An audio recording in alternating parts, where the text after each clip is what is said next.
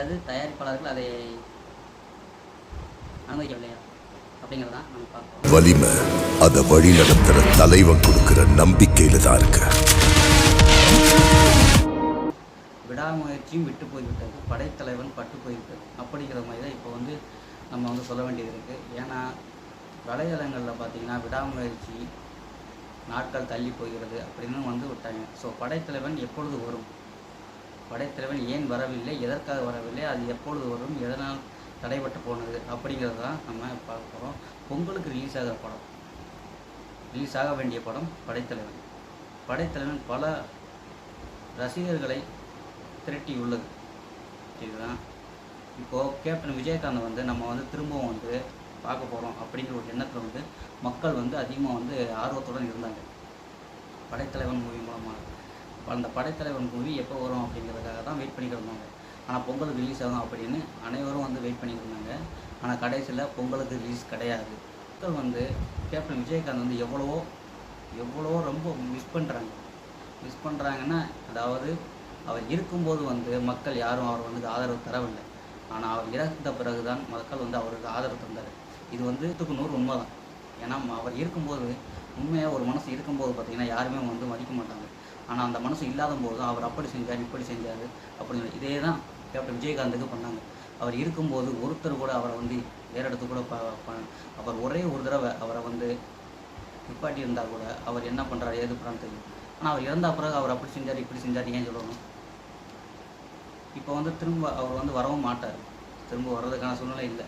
இப்போ அவரோட மகன் வந்திருக்கார், அவரோட மகன் வந்திருக்காரு, மூத்த மகன். அவர் அரசியல்லையும் ஸோ இளைய மகன் பார்த்திங்கன்னா சண்முக பாண்டியன், அவர் பார்த்திங்கன்னா திரையுலகத்துலேயும் வந்திருக்காரு. ஸோ அரசியலில் களம் இறக்கியது முதல் மகனை களம் இறக்கிட்டாரு. ஸோ திரையுலகத்தில் இரண்டாவது மகனை களம் இறக்கிட்டார்.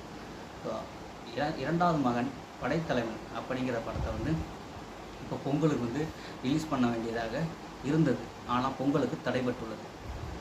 பொங்கலுக்கு தடைபட காரணம் என்ன, இது அரசியல் சூழ்ச்சியாக இருக்குமா அப்படின்னு நிறைய பேர் சொல்லுகிறாங்க சமூக தளங்களில் சொல்வது சரியா, உண்மையாகவே அவருக்கு அந்த திரைப்படம் தடைபட்டுள்ளதா, இல்லை என்றால் தயாரிப்பாளர்கள் அதனை தொடர முடியவில்லையா, படைத்தலைவன் இப்பொழுது தடை செய்யப்பட்டுள்ளது என்று ஒரு நியூஸ் பரவியுள்ளது. அது உண்மையா என்பது தெரியாது. ஏனென்றால் சமூக வலைதளங்களில் மிகவும் உண்மை என்று எதையுமே சொல்ல முடியாது, எல்லாமே பொய்யும் சொல்ல முடியாது. ஸோ சமூக வலைத்தளங்களில் எதை நம்ம பார்க்குறோம் எதை பார்க்கக்கூடாதோ அதை சொல்ல முடியும். படைத்தலைவன் மூவி திரும்ப எப்போ வரும், அதற்கு வாய்ப்பு உண்டா அப்படிங்கிறத ஒரு நிலைமைக்கு தள்ளப்பட்டுள்ளது. அது தள்ளப்படுறதுக்கு காரணம் என்ன, யார் இதற்கு காரணம், அரசியல் சூழ்ச்சியாக இருக்குமா, அனைவரின் சந்தேகமாக உள்ளது. இது என்னுடைய கருத்து அல்ல, மற்றவர்களின் கருத்து. மற்றவர்கள் கருத்தை நான் உங்களுக்கு எடுத்துரைக்கிறேன், அவ்வளவுதான். இப்போ பார்த்தீங்கன்னா படைத்தலைவன் மூவி பார்த்திங்கன்னா பொங்கலுக்கு ரிலீஸ் ஆகும் அப்படின்னு பல பேர் எதிர்பார்த்தாங்க. உண்மையாகவே நானும் எதிர்பார்த்தேன். கண்டிப்பாக விஜயகாந்துக்காகவும் விஜயகாந்தின் மகனுக்காகவும் அவருடைய நடிப்புக்காகவும், ஏன்னா அவர் இறந்த பிறகு திரைக்கு வருகிறது இந்த படம்.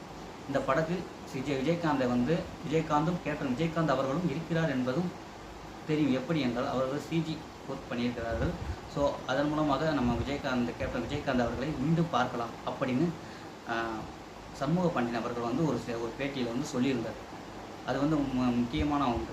ஏனென்றால் விஜயகாந்த் அவர்களை திரும்ப பார்க்க வேண்டும் என்பது மிக மிக மிக மிக அனைவருமே ஆர்வத்துடன் இருக்கிறார்கள். அந்த படம் ஏன் வரவில்லை, எதற்காக வரவில்லை, உண்மையாகவே அது என்னதான் பிரச்சனை, ஃபஸ்ட்டு அதை நம்ம தெரிஞ்சுக்கணும். ஸோ தெரிஞ்சுக்கணும்னா அதை தொடர்ந்து நம்ம வீடியோவை தொடர்ந்து பாருங்கள். அடுத்த வீடியோ நான் சொல்கிறேன்.